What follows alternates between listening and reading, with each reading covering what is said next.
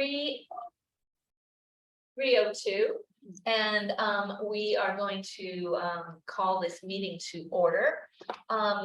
We have the first order of business would be to approve the agenda. Do I have a motion to approve the agenda? So moved. Okay, moved by Kathy, seconded by. Where's Chris when you need a second?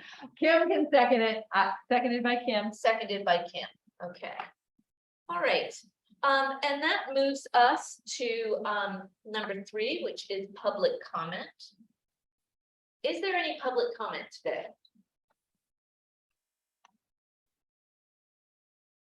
Any public comments?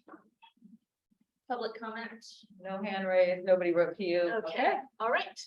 Okay, that moves us to number 4, which is the approval of the minutes. As you know, the minutes were attached. I'm sure you pored over them assiduously. Are there any corrections to be made to the minutes? No corrections to the minutes? Okay, then the minutes are approved as distributed. And I'm going to share screen now for the information items. I got it.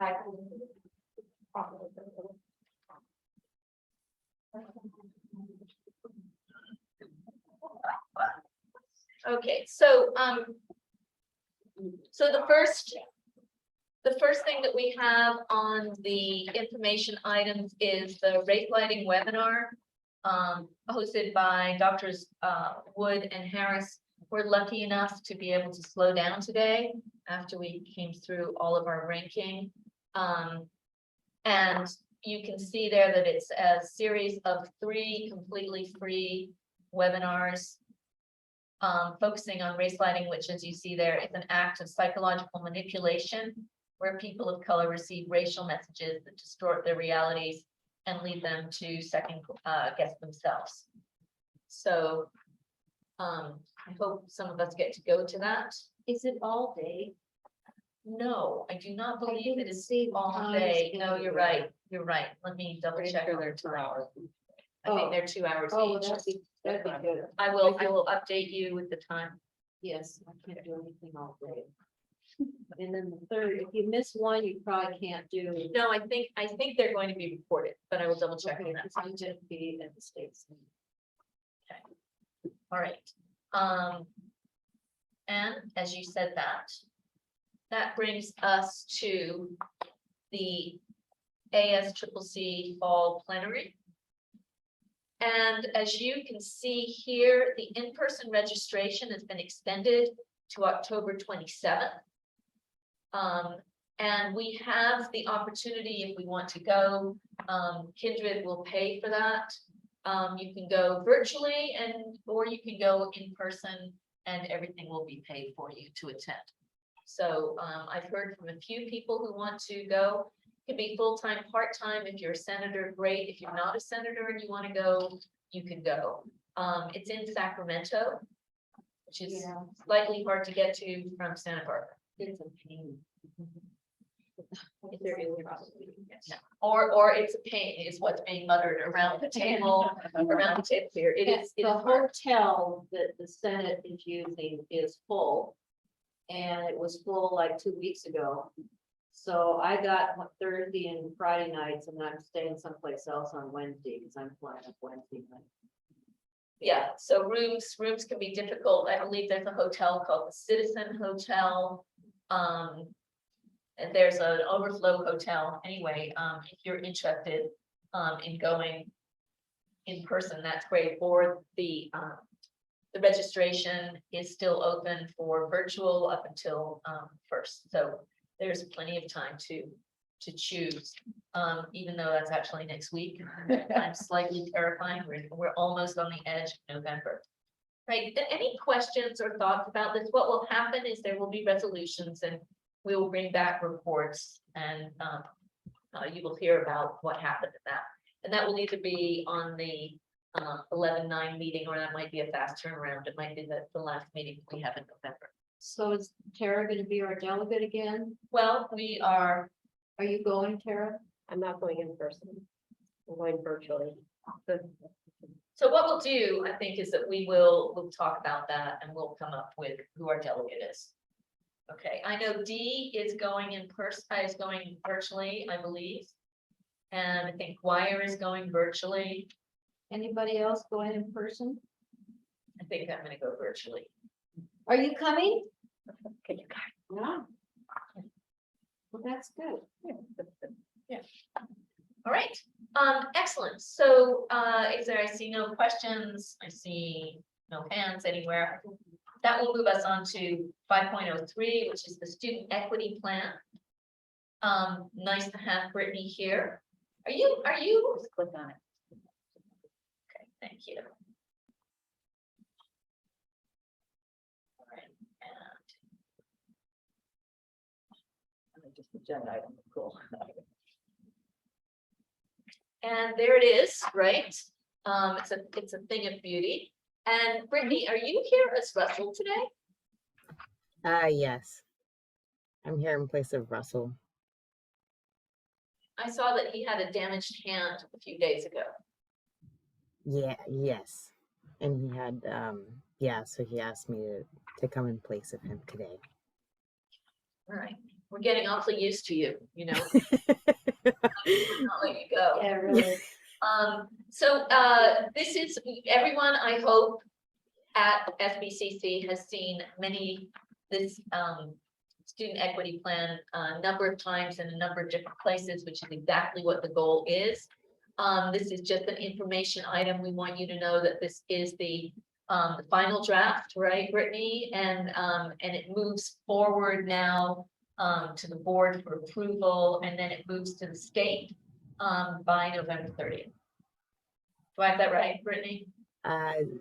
Z? Yes, there's going to be one change before it goes to the board, and that is we're going to put an appendix on the back that has all the data tables that went into the analysis for disproportionate impact. So that is the only change that we foresee between here and it going to the board. Can you get us that very, very final version, and that way we can have it in the Senate minutes, just as an information item whenever it's completely done? Totally. Totally, that's great. Okay, any questions, any comments about this? No, okay. Well, many, many thanks for that. I think it gives us such a great plan for where we're going. Let's hope that we can fulfill the goals of that, and that it works to do what it should, which is make us a more equitable school for all students. So, thank you. All right, so we're chugging through. Is there a hand? Do I see a hand? Let's go back to the agenda. All right, we'll go back to the agenda to move the people. Mhm. Move the people again. All right, so we have our liaison reports there. And then what we're gonna do is move from 6 to 7 to the consent item. So I just want to go over what a consent item is. They're usually considered normal items that come forward. They're not considered to be, what's the word I'm looking for? What's the word I'm looking for? Fairly pro forma They're type kind of items. pro that, forma like, items, right? yeah. So what's happened is, Elizabeth, I see your hand. But what happens with a consent agenda is that we bring it on as a consent agenda. We don't think there's going to be anything that's particularly controversial. But if someone wants us to move the consent item into discussion, that can happen. Okay. If that doesn't happen, then it just stays where it is. It's a consent item and we vote on it. As you can see, this is a consent item from CAC. It was, I believe, voted on by acclamation from CAC. So acclamation meaning everyone voted for it. And it's to add to the membership.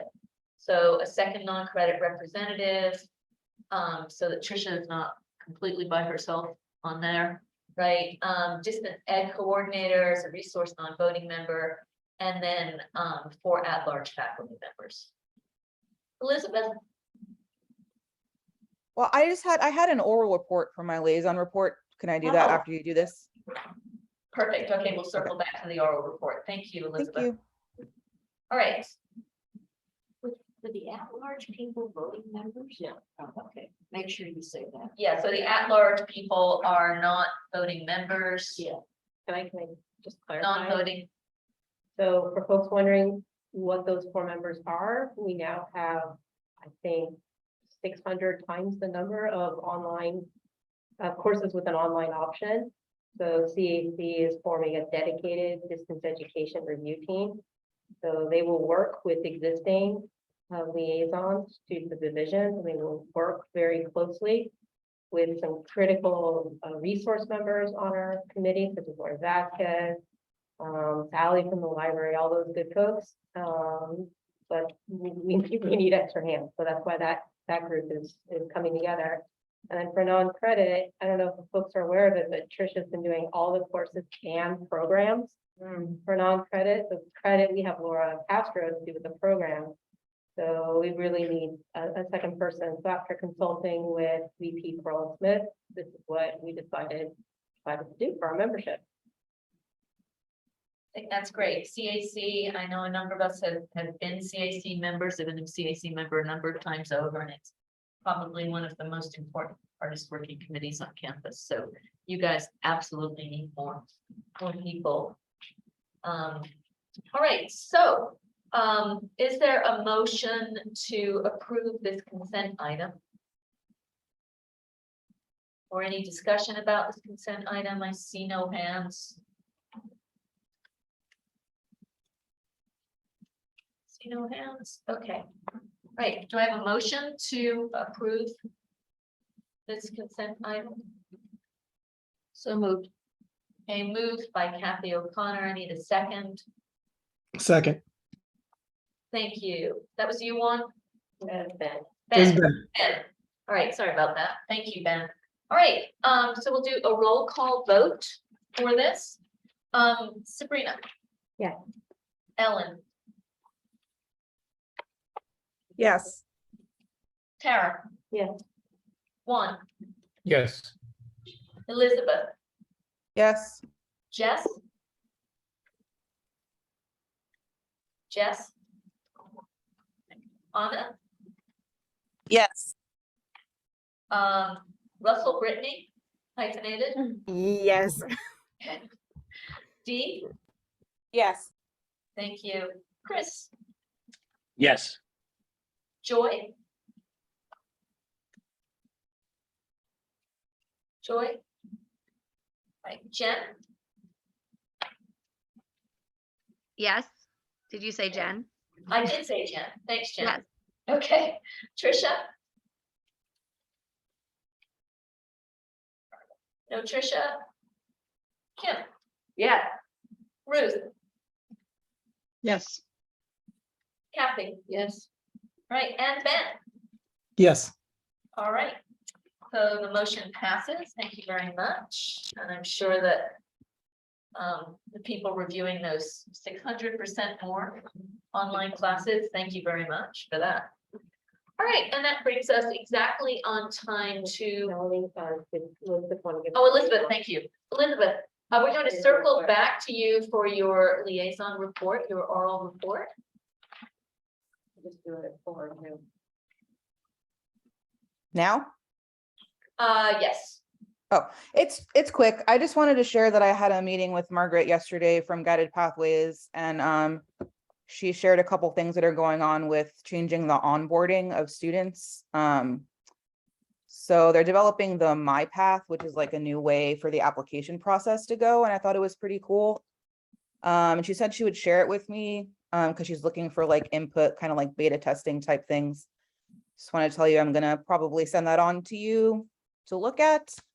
And then also another one is the wayfinding app, which is an app they developed so students can download it and they can bring it on campus, and it helps them find the buildings, and it has maps even of like inside the building to help them find the rooms, and it has like virtual tours and all this stuff. And that's something else she wants to get feedback on. So when she sends me those things, I'm going to send that on to you. probably before the next meeting. So just want to let you know. Thank you very much. And then I, of course, will pass that on to all the rest of the senates. Thank you very much for that. And thanks, Tara, for keeping me honest here. All right. And I see our Gensler people here, and you should be able to, I'm going to stop sharing, and you should be able to share. Why is that not? I think a little lag. Try it. All right. So do a quick introduction, though I think you all have met Pam, Chidima, and Deb, our kind of consultants from Gensler, who are kind of helping us facilitate through the strategic planning process. So we started this process in spring, did some work over the summer, and then we're kind of carrying through this fall. So we're getting pretty close to having a final document. So we've been doing a whole number of sharing sessions, and in this particular one, we're getting to that kind of finalish stage and want to bring this all around to all of the constituent groups. So Pam, Deb, and Chidima are going around and visiting kind of Academic Senate, CCG, ALA, and all the people who are interested in hearing this. So this is a very kind of important part for us. As you all know, our educational master plan is back from 2014 and has largely been shelved sometime in the last 7 or so years. So we're kind of re-looking through this and moving into developing a strategic plan. This is really nice because it's coming into coordination while we're doing some major changes on things like our student equity plan, our distance ed plan, our strategic enrollment management plan, as well as program review. So we're starting to try to tie all of these pieces together. So in this particular time, we would like to kind of, Pam, Deb, and Chidima will be sharing the work that they've been doing to really synthesize the feedback that they've collected over this process and help build out and kind of define what they've heard from us to represent where it is that we'd like to be going. What are those major goal areas that we as a college, SPCC, would like to be kind of focusing our efforts for the next 3 to 5 to 10 years as we kind of move forward with this. So it's a very exciting point for us. This is going to be, as we develop our strategic plan, that is going to be really what guides our work when we're doing everything from program review to the student equity plan to the distance ed plan and everything there in between. So without further ado, I think Deb's going to kick us off, and yeah. Good afternoon, everyone. Thank you, Z, for that wonderful introduction and background. Many of you have been part of this planning process already. So many people have been involved, which is wonderful. We're here, we're facilitators, we're synthesizing what we've heard, but also this is based on a lot of work that we've done with you all. So what we've done is we put together an outline that we can see on the next slide. Chidima is beginning by describing to you the planning process. Some of you have been very involved, but maybe some of you have not. So we want to describe it to you what we've been doing since we started this project in the spring of 2022. And we'll go through and emphasize all the wonderful engagement that has happened both on and off campus. And then we'll spend the bulk of the time presenting the strategic planning framework with those key elements that are so critical as part of a strategic plan. We'll look at the goals, the strategies, and very importantly, the outcome measures that will help to measure your success. And then we'll talk about what's happening next. So the approach that we bring for developing your strategic plan is we're looking at your strategic planning, but we're thinking about it in the context of all the planning you do at Santa Barbara City College. And we bring a very integrated approach. Integrated planning means different things to different people. So this is a great definition from the Society for College and University Planning. It's a wonderful definition because it's about a sustainable approach. It's about using a planning process to build relationships across an institution. It's about alignment and it's about preparedness for change. And we bring that lens to this conversation about strategic planning, which we know is part of a larger planning context. So in the next slide, what you see are a couple of different types of planning that we know you that are important that you all do. These are some of your names. We're focused on the orange bars, this strategic plan. But we know that it's informed by a lot of college plans that you already have and are currently in the works. That information is informing this strategic plan. And when this strategic plan is completed, it will inform other plans, including long-range plans like your education and facilities plan, and some of your short-term plans, student equity, distance ed, strategic enrollment, some of the ones that change more often. And all of those will inform your allocation of resources.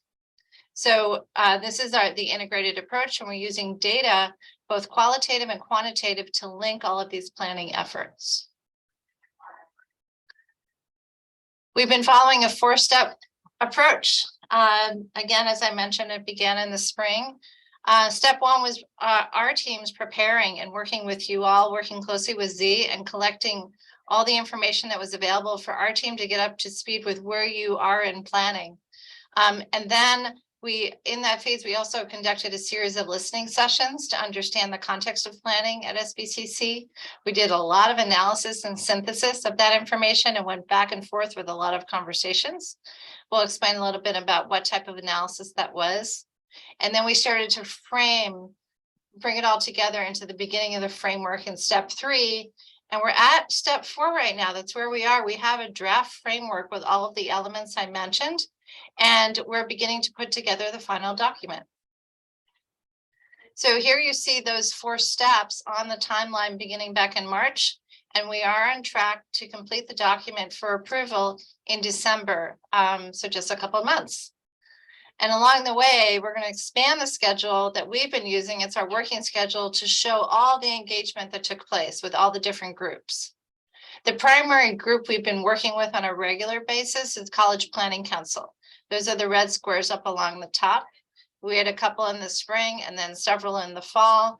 And then we even convened over the summer with a smaller subgroup because we didn't want to lose the momentum. Then there was a series of listening sessions in the spring, including one we had with you on April 13th. And then over the summer, there was a lot of engagement with the community, both online and in person, as well as campus surveys and forums. So what we're here back in our next round of what we're calling our sharing sessions, and your number 2 of our sharing sessions is to share the draft and hear your comments, your feedback, so that we can then develop the final document. And I just summarized what's actually written out in words on the next page, which might be easier for some people to read, but it shows all the different groups that we met with, what we call the listening sessions in the spring, all the CPC meetings. We also have had 2 Board of Trustees conversations, one in April, one in August. We have another one planned on November 10th, and then our final one is planned for December 15th. The community survey and forums, and we did that in person and online to give people an opportunity of their preference. And the forums were out in the communities that you serve. So that was, again, yet another way to invite people into the conversation. Many of you were probably involved in the in-service in August, where we got wonderful comments and ideas. And then back in the fall semester, we had the college survey and the on-campus forum. And that has all led up to the point where we are right now with the draft material that we're sharing during these sessions in October and November.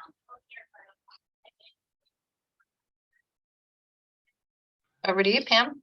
Thanks.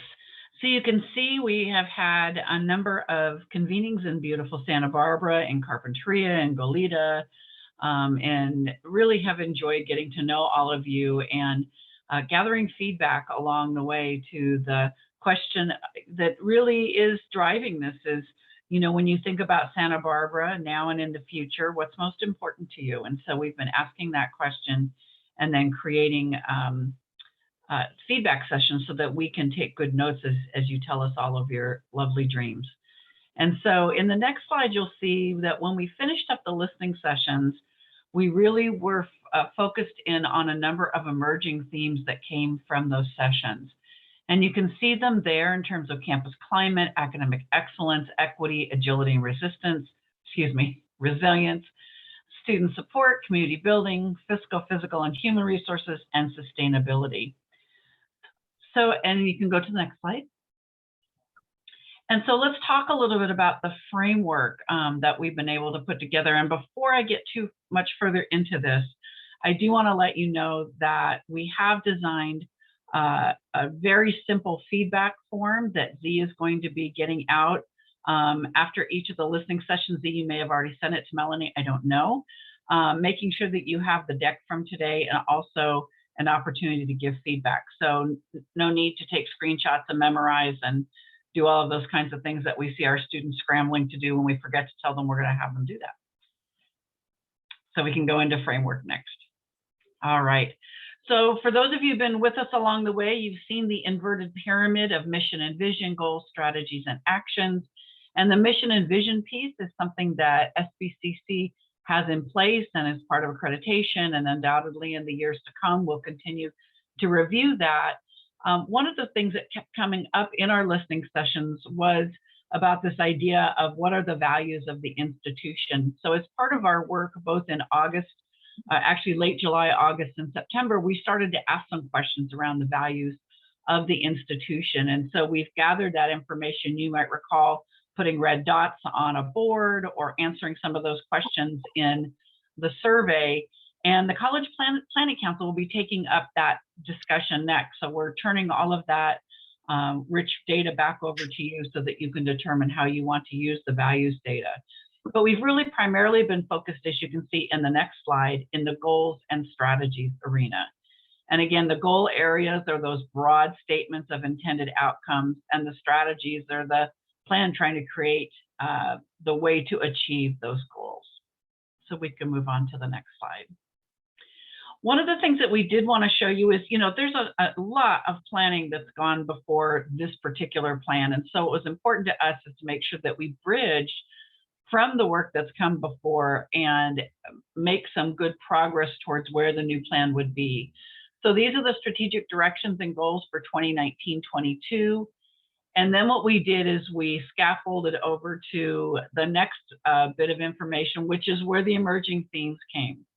And so we then crosswalked the emerging themes back into the strategic directions and goals. So we built on those original 19 goals, looked at emerging themes, and then as we pulled the rest of it together, looked at those draft goal areas then of the places and spaces where you continue to tell us the utmost of importance was to be. So we have now got 4 goal areas, which is student learning and completion, care and stewardship, campus climate, and community partnerships. But just a way of knowing that it's a bridge building activity. We don't want to come in and just start wholly new again. You all told that to us very clearly. No one wants to start over again every time someone starts to come to a plan. So we made sure that we bridged across from the strategic directions that were in place. So as you can see, we have these 4 goal areas, and let me talk a little bit about the goal areas. Each time we started to talk about writing a narrative goal, we started to talk about strategies and actions. And so what we determined that we would do is talk about these as goal areas and keep them as simple words: student learning completion, care and stewardship, campus climate, community partnerships. Certainly we could add lots of connectors and adjectives and all sorts of things to it to create statements, but we determined that each time we did that, we actually started getting into strategies, and it made more sense to talk about what we wanted to do versus to continue to wordsmith the areas. So now we're going to go into our strategies.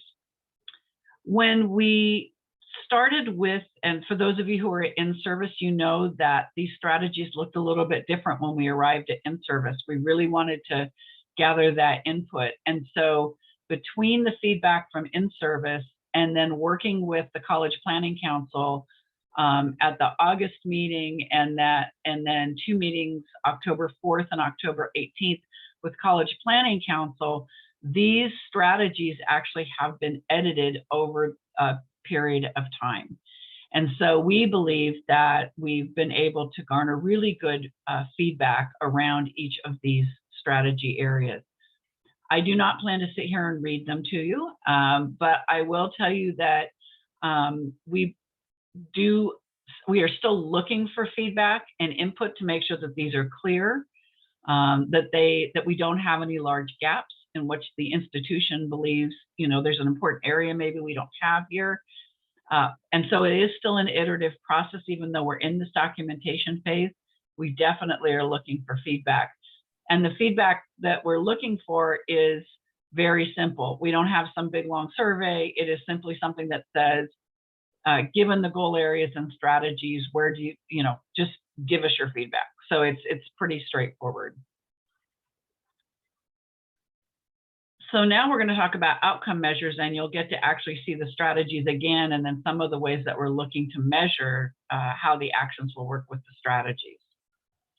So in strategy 1, or goal area number 1, student learning and completion, you can see that we have our 5 strategies. And the way that we would measure the impact of those strategies is looking at those things that you've determined in terms of connection, access, progress, completion, and transition in the student journey through Santa Barbara City College, and looking at creating parity in outcomes for all groups of students, in particular disproportionately impacted groups, using the college-wide metrics. This is work that you are already doing in terms of measuring things. All community colleges are asked to do this work. Sometimes you'll hear different frameworks that describe it, but these are the 5 connections through pathways that the college is using to measure data. And then also the proportionate student engagement in services. It's important that we know that students are actually utilizing the services in the same ways. So those are the 2 primary outcome metrics. It gives you lots of room to determine, for instance, in a year in program review, perhaps you want to focus in on connection, or you want to focus in on access. It gives a lot of flexibility for your planning and resource group and other people who contribute to program planning to be able to inform that. So it does give you some space to do that. And then when you look at our second area, care and stewardship, this is something that's very much around the employee experience. We heard a lot about wanting to increase respect, people feeling like they belong at the institution. And we also heard a lot about mental health and well-being. And so those are good measures of whether or not we're able to strengthen those in terms of the strategies that are here. Also looking at college commitment to environmental justice. So you can see there are other words there in terms of carbon footprint, global climate assessments. And then the third, which we heard a lot about as well, is aligning resource allocations with all of this. If we're going to measure it, then we should be funding those things that are valuable, and we have prioritized as the way that we want to move forward. So you can see an outcome measure in that area as well. In terms of the third goal area, campus climate, really looking at improvements in campus climate, measuring this idea about creating inclusive communication processes that's multi-directional. It's measured in ways that people can communicate from all areas of the institution, including, you can see there number 2, through governance constructs. And then also expanding investments in faculty and staff development, and providing spaces that reflect active learning, belonging, and cultural relevance and beauty would be measured through all 3 of these outcome measures. And then in 4, it's all around community partnerships. And so looking to increase community alumni engagement, increasing employer and business engagement, and then partnerships that increase the leveraging of community-based organizations and other governmental agencies to support SBCC students. So those 5 strategies then would be measured against those outcomes. And so I'm going to stop here for a moment, because we'll talk about the next steps, and just ask if there's any initial impressions, any questions you might have. We know this is a lot of information. We know some of you have seen it before, and some of you have seen it maybe here and there, but would be very interested in hearing your questions, comments, feedback, ideas.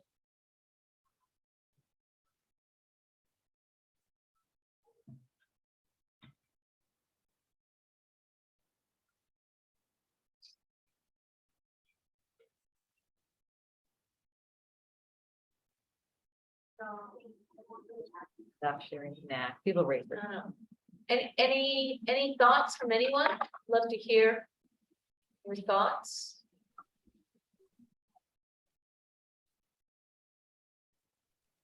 And Melanie, we could do the next steps and then do the stop share if that's a better way to do some dialogue. Sure, let's try that. Okay, Great. Okay, so I'll walk you through, this is our second sharing session. And this is a really important time in the process this week and next week. More importantly is what Pam mentioned about how we'll have the dialogue with you now, which would be wonderful. We'll also send you the deck and ask you for your feedback. So as we're doing that, getting that feedback and your comments, our team is drafting the document, pulling it all together into what will be your final 2022 strategic plan. We're prepping that for a first reading at the board, for the Board of Trustees on November 10th. Then we'll be able to take all of the conversation from the sharing sessions and from the board meeting back to the College Planning Council on November 15 for any final, to talk about what we've heard, what we've learned, see if we want to make any adjustments. And then we'll be finalizing the document. It will go to the Board of Trustees on December 15. That will be the second reading. And that's our plan in terms of moving forward and finalizing the strategic plan.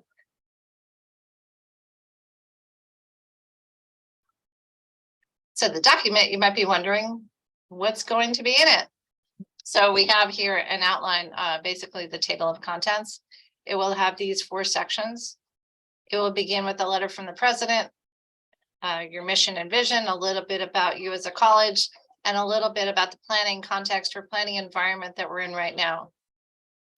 Section 2 will be devoted to describing the planning process, coupled with, it'll begin by talking about the purpose of the strategic plan, what it is, and how it fits in with your other planning processes.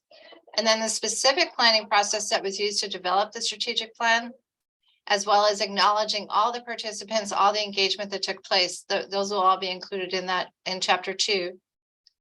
Section 3 will be a summary of all the engagement of what we've learned and heard through all the conversations that have taken place. So it'll be findings from the community survey, the community forums, the campus survey, the campus forums. There'll be the whole discussion of collegial care that we had during the process, as well as the values. That will all be part of the engagement chapter. And then the 4th chapter is your framework. It's the framework that includes the key elements, the goals or the goal areas, the strategies, and the outcome measures. And a very important part that talks about what happens next. And we're calling it at the moment living the plan, of how once you have the plan, it's not sitting, you're actively using it, and how it gets embedded into your other processes, as Z mentioned in the beginning, like program review and other things like that. So that's the overall sort of outline of how of the document that is in draft form right now that's coming together. And that's our last slide, and we could stop sharing or we can go back to anything. Melanie, do you have a preference? Yeah, let's stop share, and then if necessary, we can just dip in and go backwards. Thank you. Okay. Right. This is not linked to the agenda now, right? This is the newer one than the CPC one that we had, right? This is a slightly different deck. So what we'll do is we will attach the new deck to the minutes for this meeting, and that way everything will be updated. People might just want to look at the meatiest page of the plan one more time. If anybody wants to see a slide, they could just ask. Yeah, absolutely. If you would like to see a slide, please ask. Okay. Any questions? And the primary, and Kim probably knows, the primary difference is from the October 18th meeting, we still had the strategies in blue and black so that we could show the CPC what we had done in terms of feedback from October 4th. And now the slide is just black because we've incorporated all of the feedback from CPC. I have a question, if no one else has a question. That living the plan, I feel like it's the first time I've seen that. That seems to me sort of centrally important. And I'm wondering how much opportunity for feedback we'll have on the draft of the living the plan. So Melanie, okay, this is terrible because I'm gonna, what kind of feedback would you want on that? Because we're not going to be specific and say, in January do this or in February do this. It would be just basically recommendations of how one then integrates the strategic plan into the work of the institution. But is there something specific that you're looking for that we can make sure we include? I guess it seems to me that in some ways this is the most important bit, right? We've talked about this on, and I truly deeply love the abstract, right? It just makes me so happy. But there is this moment where we have to bring it to the institution. And so it seems to me that it would be really interesting to have a discussion about, you say, oh, use collegial care in this way, but we might think, or why, or how, or could we do it in this way? Those kinds of things. It seems to me, but I want to hear from everyone else, but it seems to me that that's sort of fundamental to making this a useful plan for us. No, I think you're spot on. And in so many ways, that's actually the hardest part of the plan, is carrying it through and integrating it into our work. So we're in a pretty opportune time with this. Over the last few years, a lot of our plans have kind of been up in the air, and we've been kind of working on a framework that brings them together and integrates them. So we've made a lot of good work in that. So the revisions of program review and the continued revision of program review is one area of that, where we're starting to bring in this kind of guidance of, okay, these are the various metrics we're looking at. This is how we want to look at them. You're starting to see that come into program review. Then that's going into also our student equity plan and our distance ed plan. So we're starting to work to bring a lot of these pieces into the program review process, so that when folks are doing their planning via program review, what they're really doing is kind of integrating with the direction that we're seeing at the strategic plan level that's going into kind of more of our operational plans, like the student equity plan, where we're really calling out, this is what we want to see the change in. We want to see a 5% increase in the success rate of our Black and African American students, or similarly, and these are the activities that we're going to be doing. So the strategic plan provides us the most broadest directions of where we want to move our college. And then it really comes to us to operationalize that and to work that into things like our educational plan, our equity plan, and try to build forward that kind of feedback loop where we have kind of guidance coming from the strategic plan that we've all sort of agreed on is the direction we want to go with Santa Barbara City College, as well as you're doing the planning for your department through program review, linking to that and building into, here's what we're doing with the student equity plan. So we're trying to get out of this model of planning that we've been doing, where we look at our student equity plan and say, hey, we need to develop a student equity plan. We look at some data, we identify that we've got some equity gaps that we think would be good to focus on, and then we start pinging departments saying, hey, can you help us develop some activities to help us move this forward? That gives us a very kind of haphazard way of integrating with folks on student equity plan and building out those activities. So we're trying to ease this, that you do all of your planning in one area through program review. The work you do in program review, if you set equity goals, which we hope everyone is doing in their program review, those then speak straight to the student equity plan. And along with those go the resources that you need to achieve those goals that you set there. So that's what we're working towards, but you absolutely hit on it. Integrating this plan, living the plan, that really is the hardest part of doing this, I believe. Thanks, Z. Other thoughts or the questions? Trisha. Yeah, actually, along similar lines, the follow-up, like once the plans, and forgive me if it's a naive question, but after the plan's implemented, and it sounds like what you said is program review is going to be kind of the mechanism for kind of just looking to see if the plan's being followed, or kind of guiding. But is there another group or something that is looking to see if the plan's being followed and the metrics are being done, a central group, or is it still kind of decentralized?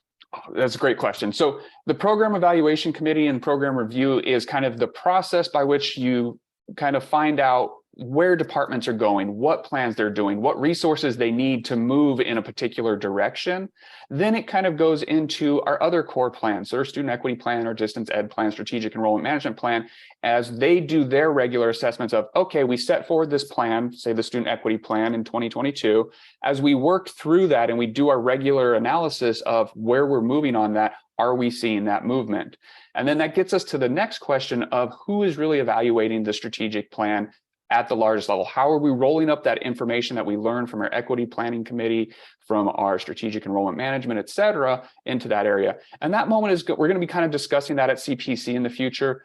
It will either kind of reside with CPC as the College Planning Council, kind of the ultimate body that is reviewing and revising and understanding the general direction of the college, or it will go to the Institutional Effectiveness Committee. We're kind of on a discussion point for that. So when that comes to the College Planning Council, I think we're going to try to do that sometime soon here. That will be kind of one of the questions is, do we want this to become part of the role of CPC, or do we feel that it is a kind of big enough chunk of work that we want to split it off and devote the Institutional Effectiveness Committee time to that? So that one's still up in the air a little bit, but good question. Thank you, Tricia.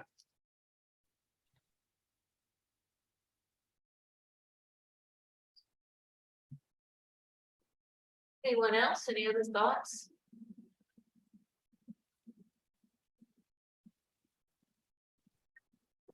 I guess I have one more thought about this. And Z, I certainly get the large level integration, but I also think that most of us work in department or program levels, small areas, and so I think the interesting thing is to bring this all the way.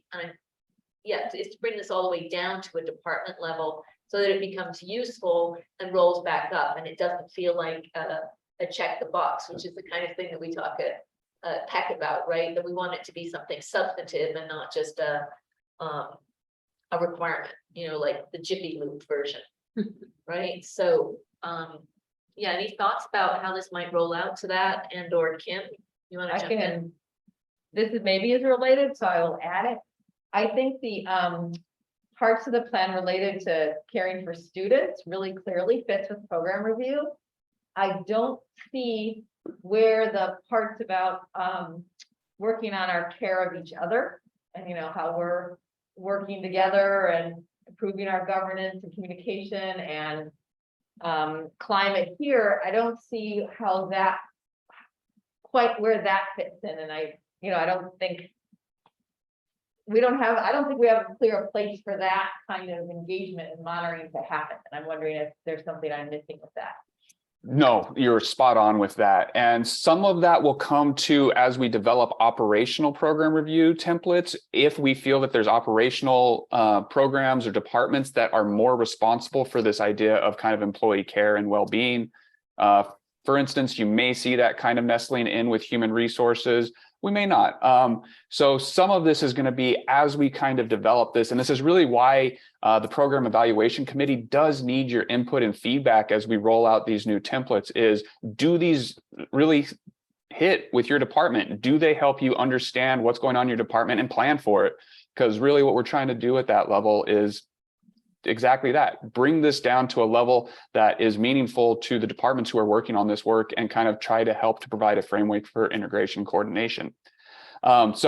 These things around kind of campus care and belonging, we don't have a good way right now about how we assess this and address this in our departments and across our departments. It's probably one of the bigger areas that we need to kind of reckon with as we deal with our campus culture. So thinking in this direction is really where we need to be going. How would we assess that? What would that look like? What would that look at a department level? What would it look like in an interdepartment level? Yeah, Kim. Jump in to finish. So some of us, the new Tiro training that's started, that people have, to me, that was really a commitment to work on these kinds of things. And I don't know where that goes and who, where we process all that. So that's just, I know you're still working on it, but I think that's an exciting example of kind of changes we're trying to make, but it's not really clear how we're institutionalizing or operationalizing it. Yeah, and one place we might also see this come in is we've noticed that in our program reviews, we really don't have a good way of looking at like broader areas, like a whole dean's area or whole vice president's area. And so we might actually see these kind of things come up more in that kind of program review there, where you're saying, okay, within your division, within your whole area, are you seeing good collegial relationships? How is the climate within those going on? So we might also see them more at that level rather than at the individual department level. But if we're really doing it right, we're going to see it at all levels.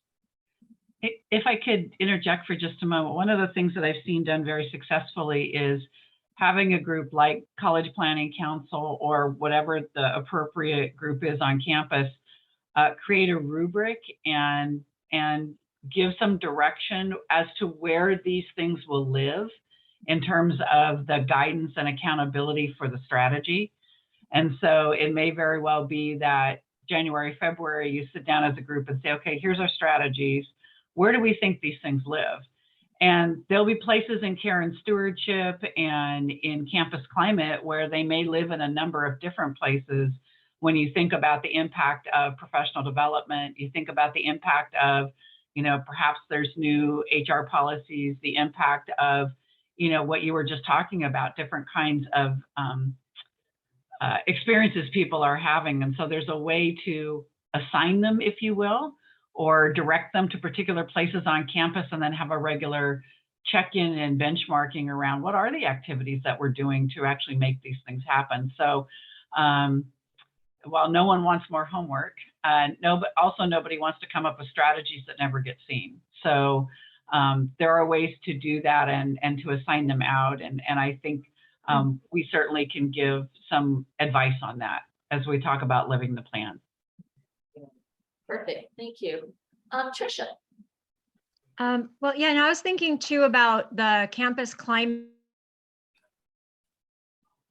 meetings that I was wondering if some of the main themes of that have been sort of cross-checked against the strategic plan. So I'm trying to think of, like, I mean, just off the top of my head, about how some people were feeling like there was an opportunity for people to evaluate their people who worked above them, you know, like that people who, some managers and others could kind of pick who was evaluating them. Sorry. And that there was, so I'm wondering if, like, are they looking to see if those questions, issues, problems that were emerging from the campus climate survey, if those are going to be addressed, or there's kind of addressed in some way in the strategic plan? So I guess the question is, was it cross-checked against the strategic plan and the campus climate results? It was somewhat of a background, as I know Pam, Deb, and Chidima definitely did look through those results as they were kind of prepping and becoming familiar with where we were at in planning. So it was kind of more of an underlying backdrop as we moved into that. Going back to those specific results a little bit, but a lot of the most resounding results from them are somewhat less relevant now because we've changed so much of our leadership. And all of the senior, like the strongest results you saw in that survey were around senior leadership's commitment to diversity, equity, inclusion, and accessibility.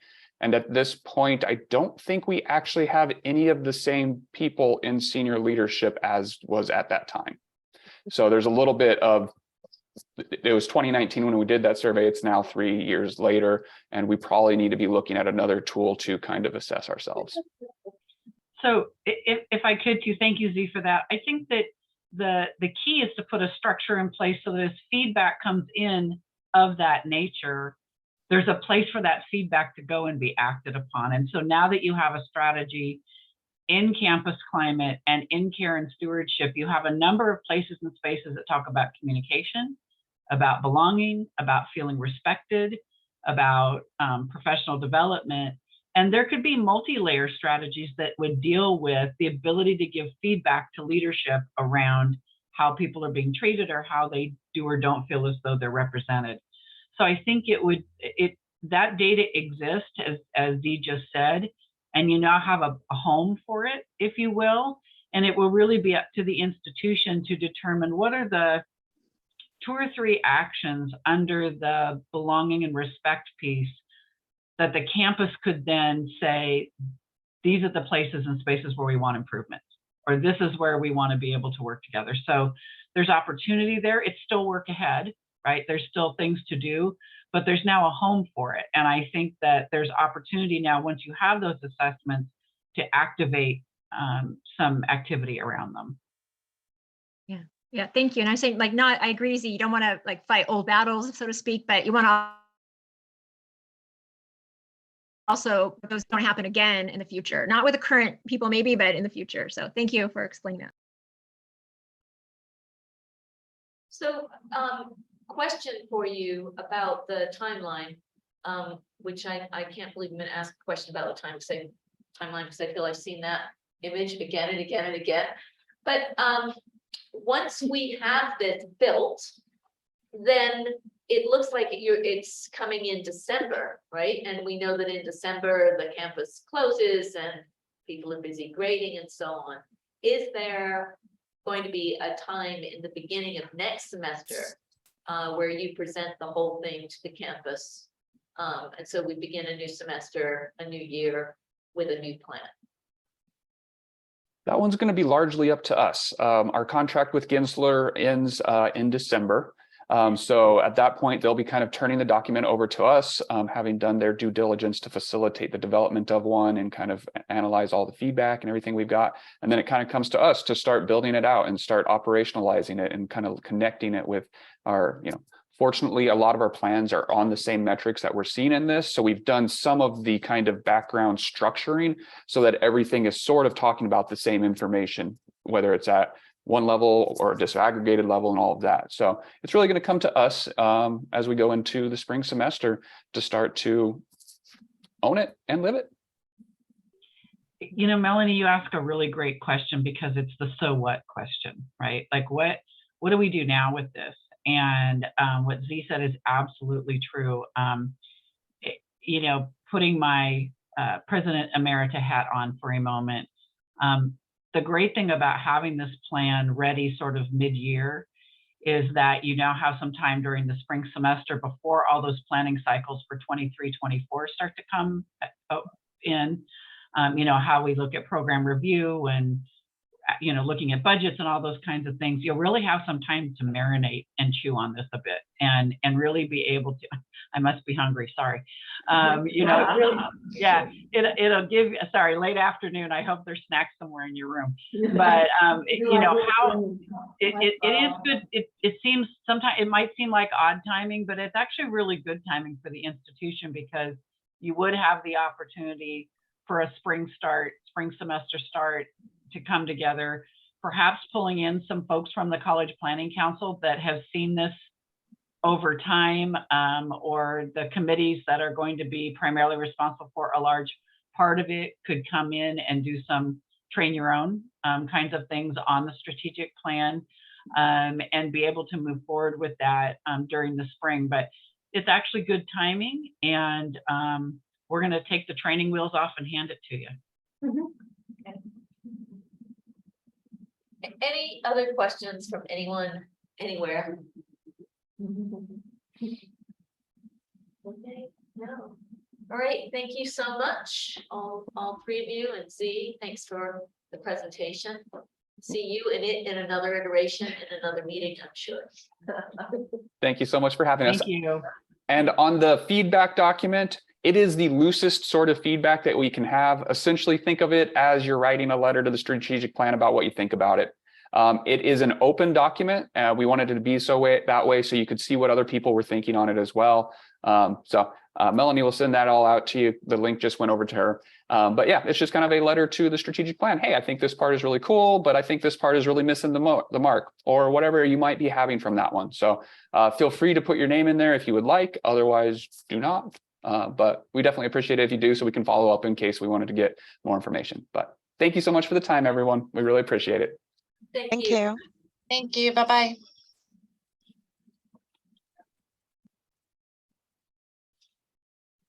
Oh my gosh. And then there was one screen, really? One screen and one room. Okay. All right. So that brings us to section 9, discussion and possible actions. Let me share my screen for that.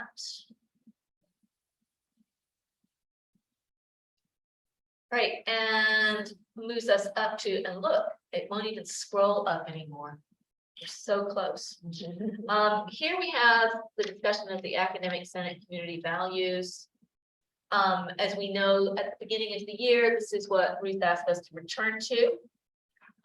You have both the results, but what I'm going to focus on is the draft. Here, the results walks you through the number of people who voted for this or that. The changes or no changes are noted in blue. And so you'll see here the first paragraph, everyone agreed unanimously that we should say modified and affirmed October 26th, of course, depending on whether or not we actually do that today. This one was shortened. This one added the word actively. No change to 3, no change to 4. 5 was shortened. No change to 6, no change to 7, and no change to 8. So as you can see, the changes are very minimal. With that, like to open that up for discussion. Any thoughts or questions or comments? Thank you to the people that voted in round 1 and in round 2 for participating in that.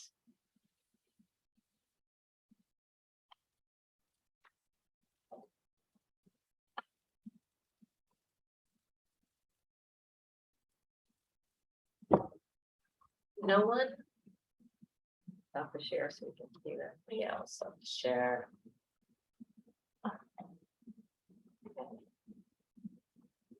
Great.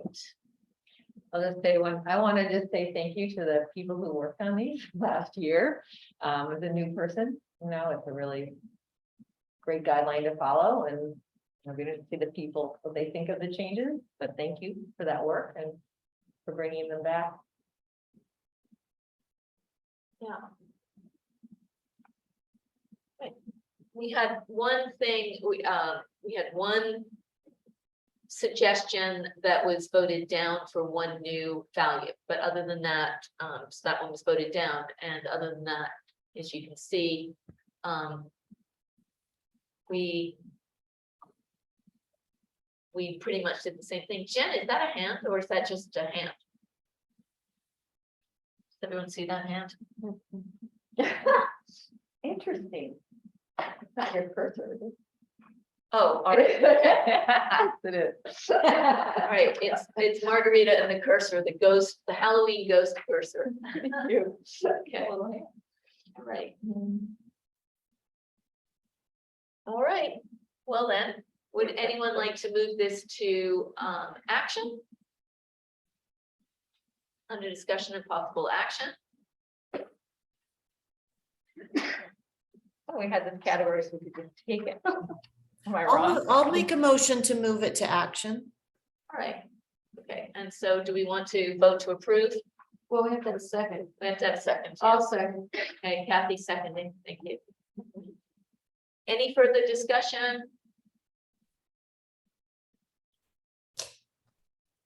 All right, so would we like to vote to approve this now? Is this a roll call vote? This would be a roll call vote. So the move to action is just done, acclamation, now we get to have the right. Yeah. Then so we do have to make a new motion to approve. Right. Document. So we have a motion to approve.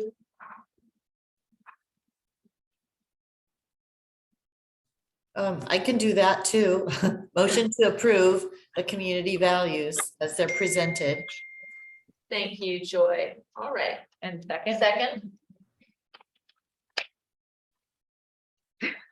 Oh, people, come on, a second. We just need a second. Thank you, Kathy. Why don't you speak up, you guys?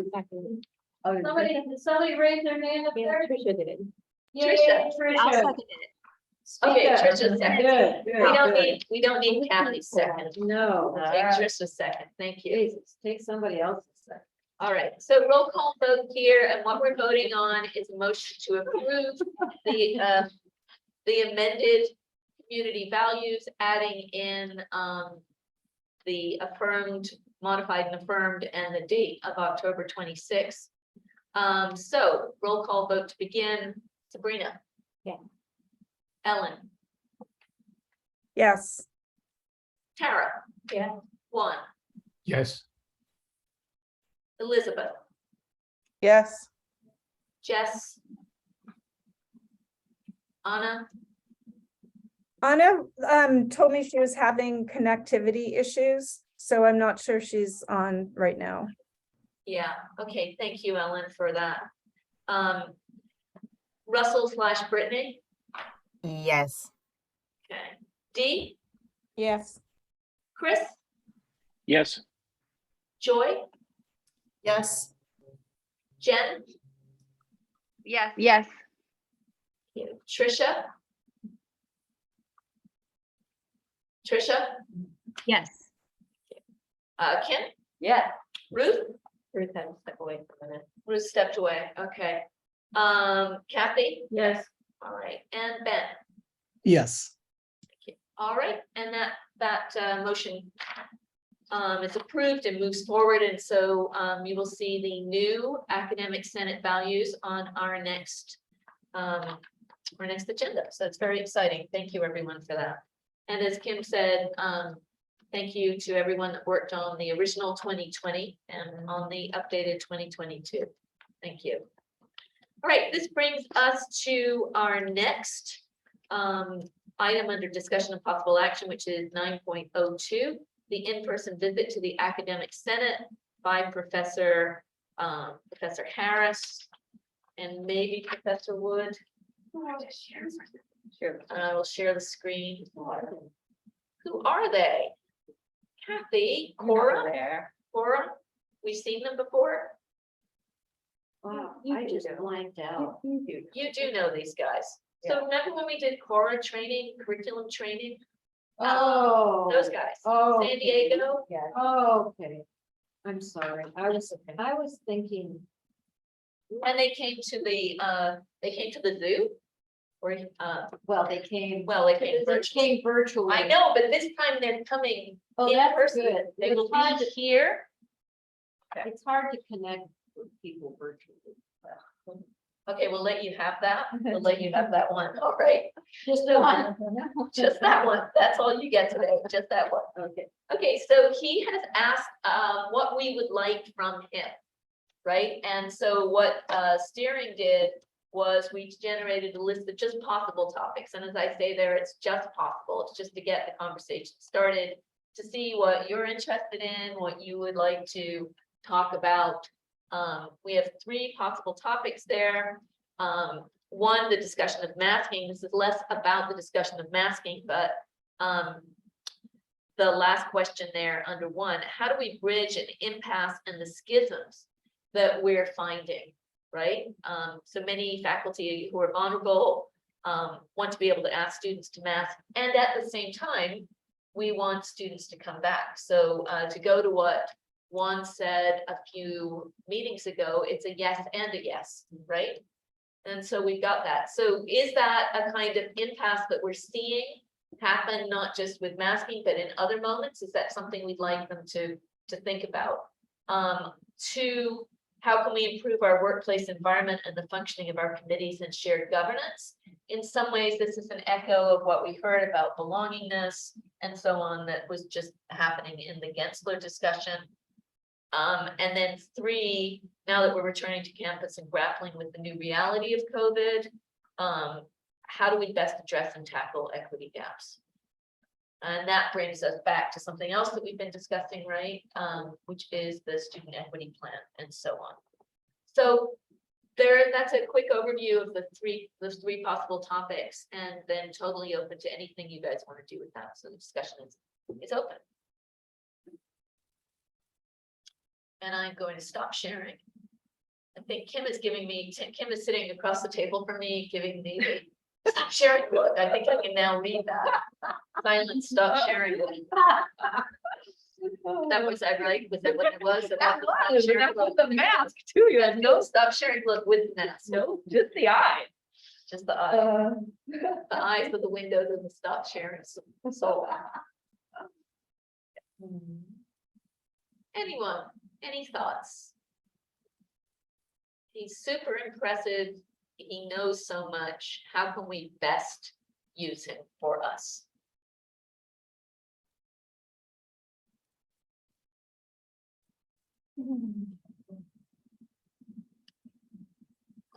well, what did the steering committee think? Well, the steering committee came up with those 3 possible Okay. topics. Oh, there's no preference and we can't do more than one topic. No, we can certainly do more than 1. So we could skip all 3, but we wanted to come up with something that interested us, that we thought would be a useful topic. And anyone else on steering want to speak to that? Sure. I would just say that maybe we want to prioritize, which one we would want to think three of those, kind of ideas, although they are interrelated. I also wonder how helpful it might be to come up with some concrete scenarios or something, because it's sometimes it's really great to hear about, in general, because it's really useful, but sometimes it might be to also to give a concrete example of where we had, like, well, that we did with the masks, right? That's just one issue, but it's also, it is, like you said, it's not just about masks, it's a larger issue. So maybe we can kind of think about some areas where we're, specific areas where you might be struggling or might want something. And then that way you can kind of tie what he's saying to our examples. Okay. Kathy, So I'm not sure that number one is worth spending much time on, since the board has already made a decision. And it's going to be the tier level that's going to sort of determine the masking. And we've had these arguments. I've got to tell you, at CPC, as you know, I mean, Jamie Campbell has been great at pursuing this masking. So did Bill Dinklage from our P&R committee. I just don't know that that's going to be a very profitable, it would be, everybody weigh in, but I'm not sure it would be that beneficial, but I think 2 and 3 would both be really good topics. Okay. I mean, maybe I'm wrong, but. right, 2 and 3, Tara? I was gonna say for number one, it's not so much the issue of masking, but it's how do we manage really emotional, challenging situations that arise between faculty while still keeping a student-centered approach. And so the masking is just a perfect example of how we need to learn how to better communicate with one another, I would say, and not lose sight of our students. I think, they're really good at that kind of dialogue. So for steering, when we were thinking about this, was just the latest example. When we get conflict of this sort on the campus, it's not the only one. Do you think he could fold that into sort of the 2 and 3? I mean, they're much similar, I think. Yeah, there's like variations on a theme here. Right. Definitely variations on So it. I wonder if you gave him those 3 and said, is there any way you can sort of weave these particular issues sort of together? Because I think they really all relate to each other. Okay. All right, that's a good idea. I don't know who was first, Jen or Ellen. Do you know? Do we Zoom actually does it in Yeah, order. Jen. Jen. Yeah, I would love to hear about their perspectives on Got 2 devices. how we schedule schedule. moving forward. Hold on one sec. What's going on there? Where are we getting the She feedback? must have 2. Jen, we think you have a second device on or something, another mic maybe, 'cause you got a big echo. She's using a phone and a computer. Do you have a phone and a computer, Jen? Or like your pods are on in a weird way that happens. Oh, yeah. You're So right. can you hear me at all now? Or is that not good? We can hear many of you right now. Yeah. After she's wearing earbuds. Are you wearing Can you earbuds? hear me? I did, but I think something's wrong. I was having technical difficulties, which is why my camera's not working right now. So I don't really know what's going on with my computer. Can you hear me? It's still the same But you know what? issue. We can do it. It's like you're an alien in a good way. So we can hear you what you're saying. So we could let it try. We could do that. So Jen, I'm going to give you the options. You want to try and tweak the tech, and we can go to Ellen, or would you like to, yeah, what would you like to do? You can go to Ellen. Okay, so while we're with Ellen, let's see if we can get you non-echoey. Thanks. And thank you, Ellen.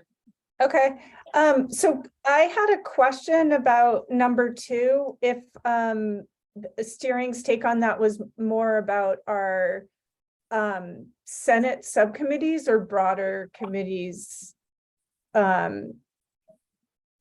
across campus, or both. I think both. Okay, so as far as the Senate committee structure, I think if this is one of the things we want to discuss, it would be really valuable to refer back to the extensive work that was done last year on the committee structure with Jeffrey Dyer, who was our mentor from the state senate, and even give some of that background to Doctors Harris and Wood if they're going to help us talk about that. Good suggestion. Thank you. I remember that work. Okay, Jen. Is this better? Oh, so much better. Thank you very much. I don't know what was going on. Well, I'm just really curious to hear their perspectives on what types of courses we should be offering moving forward, coming out of the pandemic, in terms of online, face-to-face, and hybrid courses. I just really do not think that we've hit the mark. And I know in my fully online classes, students are struggling so much, and I think students might think that they want to do online classes when those aren't the best options for them. And I'm really curious about their equity perspectives on our balance of online options and face-to-face. Great question. I think that was what we meant by number 3. That is what we meant sort of by number 3. Yeah. Thank you. And I like the way Jen phrased it. Yeah, yeah, but we like, I don't know if you could hear Tara there, but we like the way you phrased it, so that's great. Kim? I just want to emphasize that steering just brainstorms, we'd have some place to go, you know? And as I'm thinking now, I am most interested in kind of number 3, like, I just feel like I still can't get my head around how much things have changed. And, you know, as we try to figure out how to better serve our students, I don't think we've figured out how to, it's what Jen said, literally the types of courses we offer, but even how we're offering them. I mean, I feel like the culture's changed in so many ways, and I know that sometimes I'm more aware of how much harder everything is. And so you gotta like change how you're doing things and really listen to people and really try to meet very different needs and experiences. And I don't know, I feel like that would be for me, that's kind of the most fresh, pressing issue now. But And then we have the difficult issue of, you know, Maria sent out an information item about the bots, right? Maybe the bots or the bad actors, but, you know, we think, oh, the answer is late start classes. And then we find a lot of them populated by, you know, by students who don't exist, which jeopardizes the possibility of financial aid for all students. So, so we respond, you know, what happens in that case. So let's see, we had, I believe, Trisha, then Joy, then Ben. I think I've got that right. Yes. Yeah, Joy and Ben can go first since I've already spoken. So I'll go after Ben. I just wanted to second this conversation about how we're struggling in person and online classes. I was just talking with another instructor today, and we were saying even our hybrid classes are difficult because students seem to be using them as online classes. And so I just don't have a good understanding of how we should do this better. And it would be interesting to see or hear from another group as some insights. That's so I just wanted to say yes to number 3 with all of its nuances. Thank you. Thanks, Joy. Ben. I don't mind. I don't mean to sound repetitious, but I do agree with Jen, Kim, and Joy. So that is a little bit of a challenge. Currently, I teach all modalities, hybrid, face-to-face, synchronous, asynchronous, and I'm still trying to put my finger on it. And even next semester, I'm still trying all different modalities, even late start, to see what is the best mix. Mm-hmm. And as Joy had just said, I teach a few hybrids right now. And because my material is online, some people don't even come because they rely on my pre-recorded lectures. And so the attendance is low. So, we're trying to I don't know, we're trying to figure it out. And like Joy said, it would be good to get another perspective from someone else from another college. So that's all I wanted to say. And especially the equity perspectives that they bring. You know, Yep. as we think about who are we best serving, how are we best serving the students? And as we know, students are far, far from a monolith. So, Trisha. Yeah, so I would say that I agree that we want to start with the more student-centered ones, and about helping instructors reach students, but then also what support do students need to use those various modalities. I wonder sometimes too if there's many options, if that itself is it's good, but it could be something. Is there any negative to that too for some students, right? Because they have their, but anyway, maybe he can talk about that. Like, what are some of the maybe unintended consequences of having modalities, and how can we help students avoid them? The first one, and I don't see it about masks. I see it about what are ways to lessen the likelihood of polarization.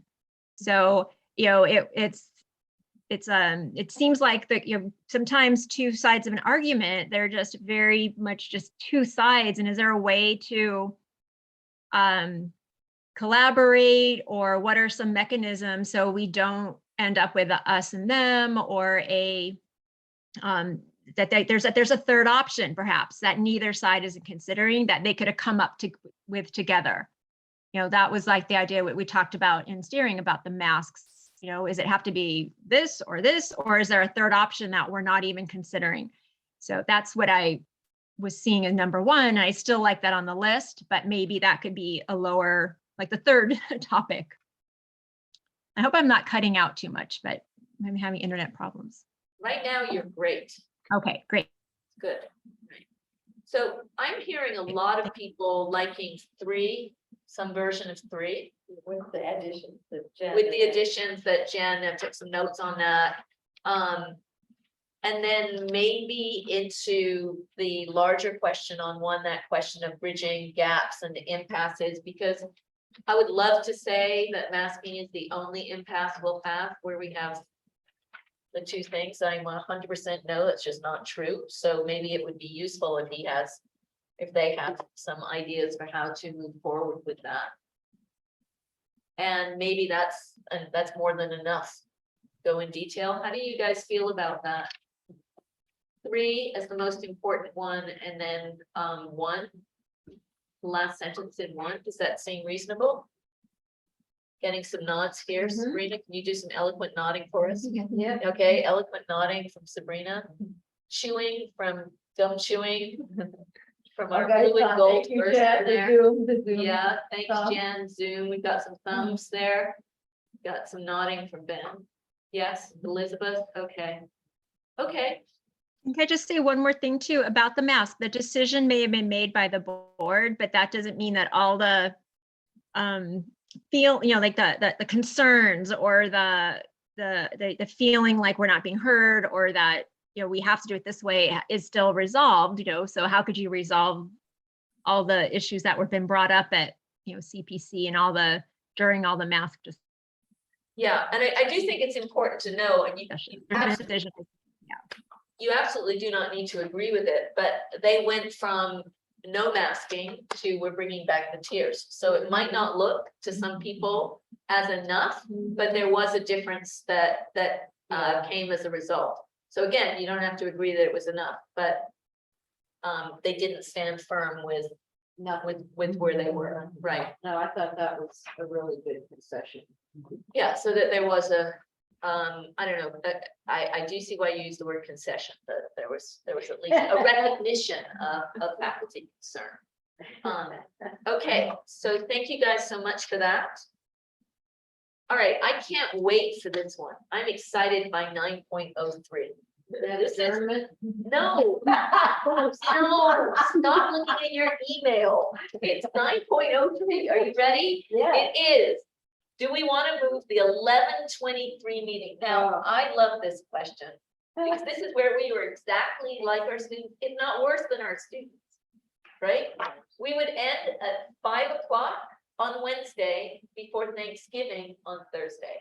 Would you like to move that meeting from 11:23 to 11:30? That's our discussion item now. I don't care, I'm here anyway. Okay, all right, someone else that has other commitments Well, besides Kathy? well, I have a lot of commitments, but You have a lot of Jen. Jen. Yes. I know. And then you know what, Jen, that was you and your multi-personality. Yes, I think that probably was exactly how people feel. Yes. The light. Light. I'm gonna put a word order. All right. We're now just gonna sit in darkness because people can sense the end of the meeting. I can feel this. All right. So Jen in her multi-personality is a yes. Shall we vote on this? Would you like to vote on this? I've got to move. Well, I know we need a move. We need a, Somebody needs to make a motion. someone needs to make a motion Come on, Jen. that we move from, I will motion to, I don't know the words, but to move the meeting from the day before Thanksgiving till the 30th. okay, that's very I'll clear. second that motion. Chris coming in on a hard and fast second. All right. I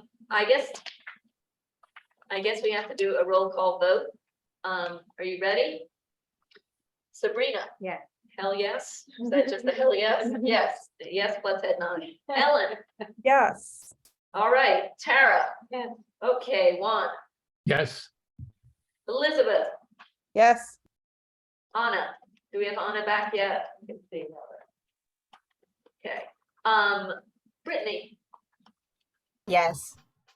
Okay. Dee? Yes. Okay. With small children, I can only imagine there was only one answer to go with there. Chris? Yes. All right. Joy? Absolutely, yes. Whoa. Jen? Yes, yes, yes, yes, yes, yes, yes, yes. Trisha? Yes. All right. Kim? Yeah. Ruth? Lost Ruth. Kathy? Yes. All right. Sound less excited, will you? And Ben? Yes. Okay. All right. Well, that moved. And with that, we're going to move to 11:30 instead of 11:23. I will change the Senate meetings on the schedule. Thank you, everyone. And that brings us to, really? Okay. Adjournment. Oh, no. I know. All right, move to adjourn. Chris? Come on, Chris. Do your thing. Are you gonna second that? No, somebody else, please, please. I second. There we go. Okay, all right, there we go. Wow, all right, got a lot of buy-in on this. All right, we've had a first and a second. Everyone, let's just go with this one. A head nod, please. Head All nod. right, see you All right. in 2 weeks. Thank you. See you. And Ignacio's lecture next Wednesday, right? No. No, Never mind.